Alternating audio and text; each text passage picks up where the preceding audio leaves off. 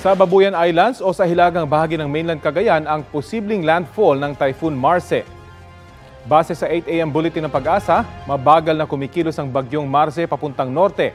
Taglay pa rin ng bagyo ang lakas ng hangin na umaabot sa 140 kilometers per hour. Bukas ng hapon o kaya sa Biyernes ng madaling araw, posibleng maglandfall ang bagyo. Nakataas ang tropical cyclone wind signal number 2 sa eastern portion ng Babuyan Islands at northeastern portion ng mainland Cagayan.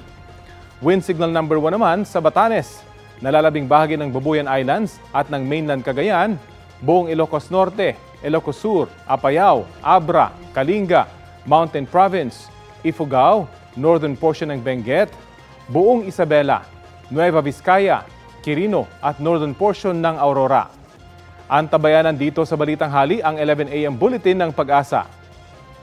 Pinaalerto naman sa banta ng daluyong o storm surge na posibleng umabot sa taas na 2.1 hanggang 3 meters ang mga nakatira sa ilang coastal areas ng Batanes, Cagayan, Ilocos Norte, Ilocos Sur at Isabela.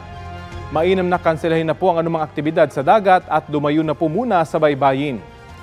Magiging maalon at delikado sa mga sasakyang pandagat ang pumalaot sa mga baybayin ng Ilocos Region, Cagayan Valley at Aurora. Sa mga susunod na oras, asahan po ang pagsungit ng panahon sa Batanes at Cagayan kasama ng Babuyan Islands. Apektado rin ang Cordillera, Aurora, Ilocos Provinces at nalalabing bahagi ng Cagayan Valley Region. Uulanin naman dahil sa trough o buntot ng bagyo ang iba pang bahagi ng bansa. Base sa rainfall forecast ng Metro Weather, posibleng heavy to intense rains sa ilang lugar na maaaring magdulot ng baha o landslide.